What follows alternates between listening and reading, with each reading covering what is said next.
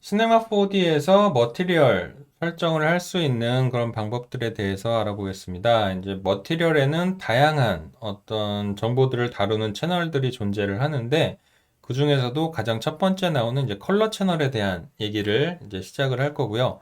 저희가 머티리얼 작업을 하게 되면 C4D에서는 두 가지 정도 인터페이스를 통해서 정보들을 다루게 됩니다. 첫 번째는 이 기본적인 레이아웃 제일 아래쪽에 보시면 우리가 만들어 놓은 그런 머티리얼 재질들을 한눈에 보면서 관리할 수 있는 이제 머티리얼 매니저라는 게 있고요.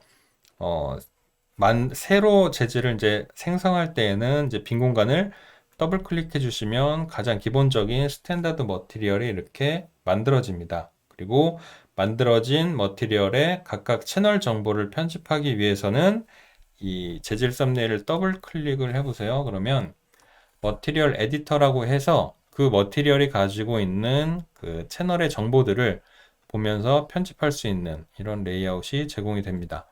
이 각 재질에 대한 세부 설정들은 이 머티리얼 에디터를 통해서 하게 되고요. 그 중에서도 이제 첫 번째 컬러 채널에 대해서 알아보도록 하겠습니다. 이 컬러 채널은 아주 단순해요. 그냥 오브젝트가 가지고 있는 표면 색깔을 저희가 선택하면 그 재질의 그 표면 컬러가 우리가 선택한 색으로 그대로 표현이 되는 거겠죠. 그럼 컬러를 선택하는 방법도 어, 뭐 포토샵이라든지 일러스트레이터라든지 그래픽을 다루는 그런 디자인 프로그램에서 여러분들이 다 한 번씩 경험해 봤던 그런 인터페이스로 제공이 되기 때문에 컬러를 뭐 선택하는데 크게 어려움은 없을 거라고 생각이 되고요. 크게 뭐 RGB 채널의 정확한 수치 값이라든지 아니면은 뭐 이런 웹 컬러의 그런 코드 값이라든지 이런 구체적으로 정해져 있는 어떤 정보로 색깔을 선택할 때에도 이런 인터페이스를 선택을 해주게 되면 정확하게 숫자로 그 컬러를 정의를 할 수가 있기 때문에 좀 더 정확한 커뮤니케이션, 팀 간의 정확한 커뮤니케이션을 하기에도 굉장히 편리한 그런 인터페이스를 모두 제공해주고 있습니다. 그러니까 여러분들이 편한 방식으로 그냥 컬러를 선택을 하시면 되겠고요. 음, 이 컬러 채널을 통해서 우리가 표현하는 그 대상들은 조금 뭐 구분을 굳이 해보자면 우리가 기본적인 재질을 표현할 때는 크게 이 네 가지 재질을 생각해 볼 수가 있습니다. 이제 광택이 없는 무광택 재질, 그리고 광택 표현이 되는 이런 글로시한 재질, 그리고 금속일 경우에는 메탈 재질, 그리고 투명한 재질. 이렇게 기본적인 물성을 표현할 땐 크게 네 가지 정도로 구분을 할 수가 있겠는데요. 이 컬러 채널로 컬러를 표현하는 아이는 이런 무광택 재질과 글로시, 광택 재질을 가지고 있는 아이일 경우에는 컬러 채널에서 이 표면 색깔을 설정을 해주게 됩니다.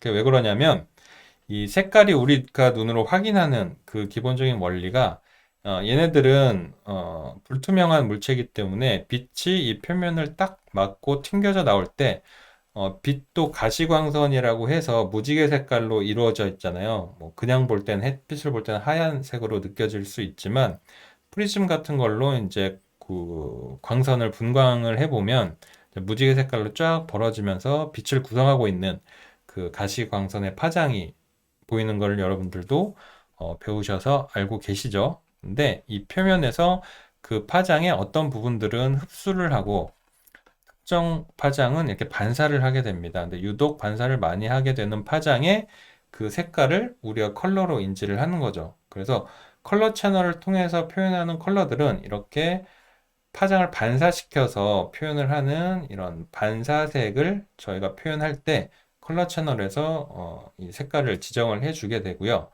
메탈 같은 경우에는 컬러 채널보다는 이제 반사를 다루는 리플렉턴스 채널에서 모든 거를 컨트롤할 수가 있습니다. 굳이 컬러 채널을 사용하지 않더라도 이제 충분히 이런 금속의 컬러를 표현할 수가 있겠고, 투명한 경우도 저희가 뭐 눈으로 직접 확인할 때는 다 그냥 색깔로 인지가 되지만 이 빗줄기가 반사가 돼서 표현된다라기보다는 얘는 투과를 하거든요. 파장을.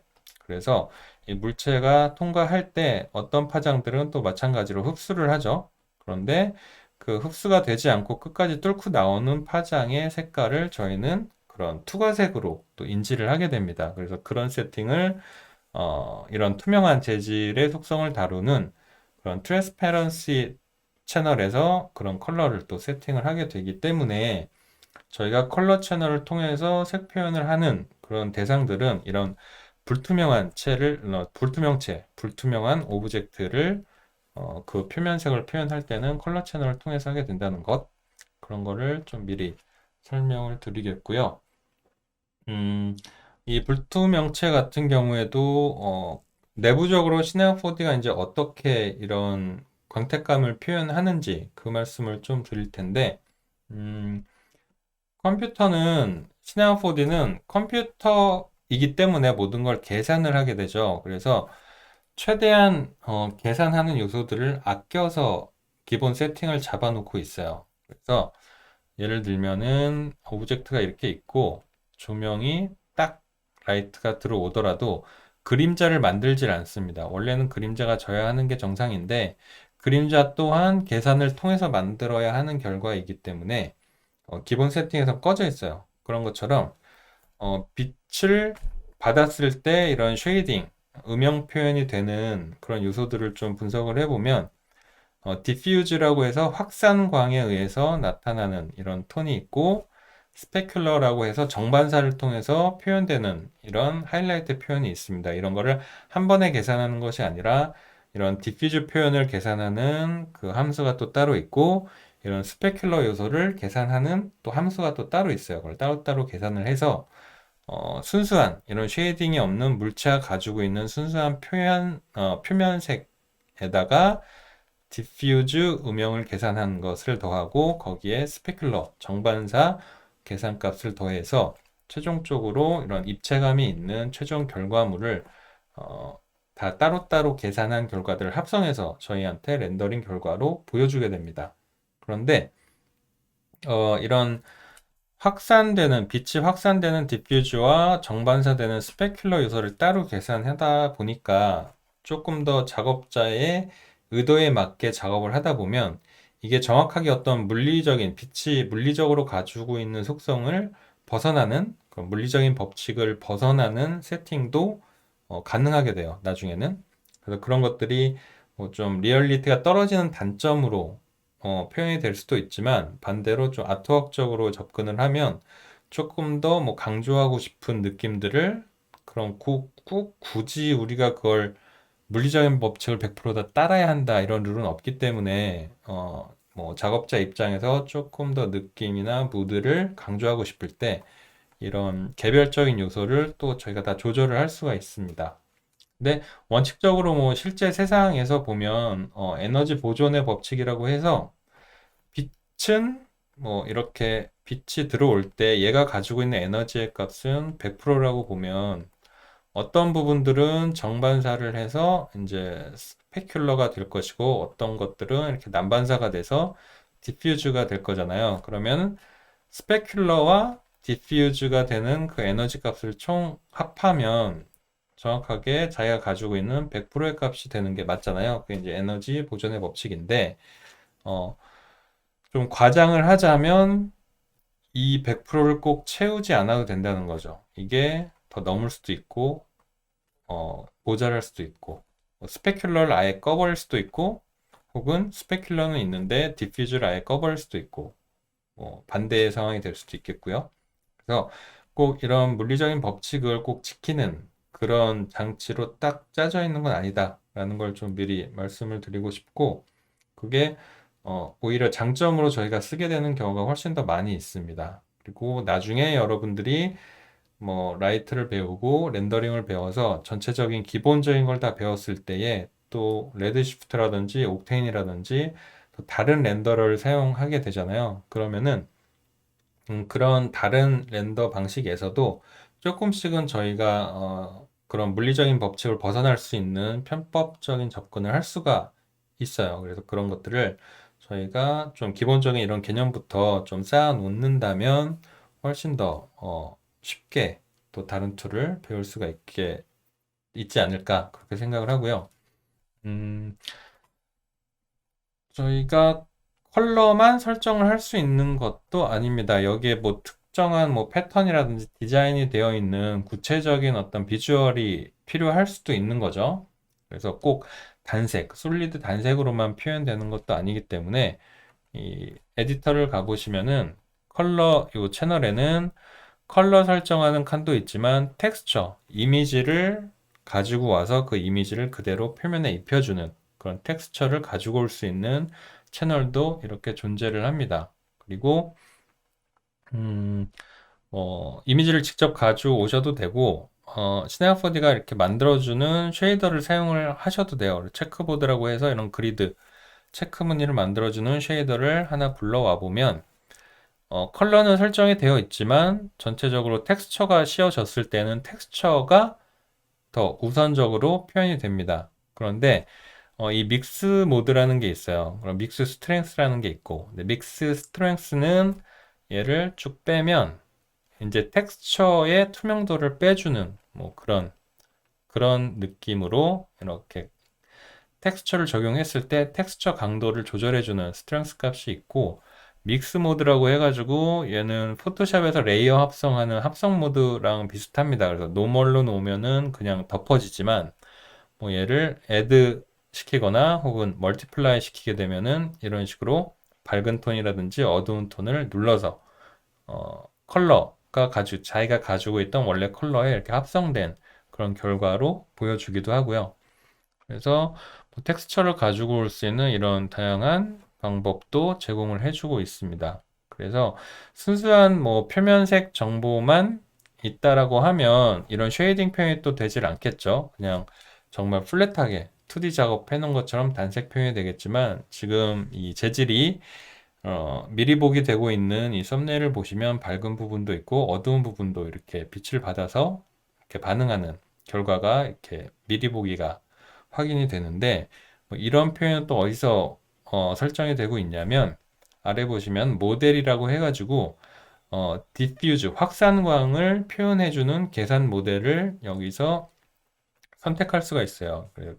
기본적으로는 이제 램버시안으로 되어 있지만 오렌 레이어라는 모델을 사용하게 되면 조금 더 구체적인 설정을 할 수 있는 뭐 그런 옵션이 또 제공이 됩니다. 그래서 기본적으로 램버시안으로 되어 있으면 잠겨 있던 옵션들이 오렌 레이어로 설정이 되면 이렇게 열리게 되죠. 활성화가 돼서 똑같이 이제 무광택 재질이라고 하더라도 이제 램버시안과 오렌 레이어 방식은 좀 차이가 있습니다. 이 램버시안, 뭐 오렌 레이어 이런 이름들은 다 이런 디퓨즈 확산을 계산하는 공식을 만들어준 그런 수학자들의 이름을 따서 옵션을 그대로 표현을 하고 있고요.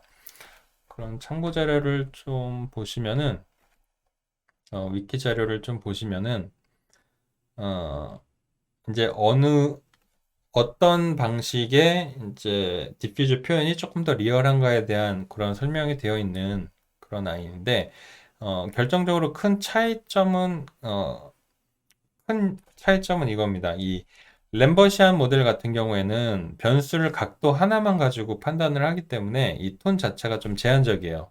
그리고 오렌 레이어 같은 경우는 각도도 변수로 작용을 하고 그 표면의 거친 정도도 변수로 계산에 이제 적용을 해서 조금 더 저희가 매끈한 무광택 혹은 좀 더 거친 무광택 표현을 할 수 있는 그런 옵션들을 좀 열어줍니다. 그래서 이 공식을 일일이 저희가 다 이해할 수는 없지만 C4D에서 접근을 할 때에 램버시안으로 가게 되면은 그냥 이 디퓨즈 폴오프라고 해서 이렇게 부드럽게 밝은 부분이 퍼지는 그런 느낌을 좀 넓게 하거나 좁혀주거나 이 정도까지만 이제 적용을 해줄 수가 있고 조금 더 디테일하게 확산광의 표현을 하고 싶다 그러면 오렌 레이어로 바꿔주고 폴오프 값 같은 거는 동일하게 작동이 되지만 디퓨즈 레벨 같은 것도 이제 전체적으로 이 밝기 값을 좀 이렇게 넣었다 뺐다 할 수 있는 그런 옵션이 추가가 되고 이것보다도 저는 러프니스의 옵션이 조금 더 디테일하게 저희가 조절할 수 있는 좀 매력적인 옵션이라고 생각을 합니다. 그래서 러프니스 값이 표면이 얼마나 거칠은가에 대한 옵션이에요. 그래서 이게 완전 0이면 거칠기가 없는 상태이기 때문에 뭐 램버시안하고 크게 차이가 없겠죠. 그래서 이거를 오랜 레이어라고 뒀을 때에는 러프니스 값을 쓰겠다라는 의도를 가지시면 됩니다. 그래서 러프니스 값을 올려주게 되면은 훨씬 더 거칠거칠한 느낌의 표면 설정이 되는 거기 때문에 이런 밝게 표현되는 부분들의 그런 느낌이 좀 더 이렇게 톤 다운되는 느낌으로, 컨트라스트가 좀 줄어드는 느낌으로 좀 더 매트하게 표현이 됩니다. 그래서 컬러 채널이 담당하고 있는 것은 그 표면 색깔뿐만 아니라 그 확산광 표현이 되는 그런 디퓨즈 연산까지도 컬러 채널에서 저희가 다 선택해서 이제 처리를 하고 있는 그런 채널이 되겠고요. 음, 그 아래쪽에 이제 디퓨전이라고 해서 또 추가적으로 확산광에 개입하는 채널이 있지만 꼭 이걸 사용하지 않더라도 컬러 채널에서 이 정도만 쓰셔도 무광택 표현은 충분히 다 하실 수가 있습니다. 가장 설정할 거리가 가장 적은 그런 머티리얼 채널이고요.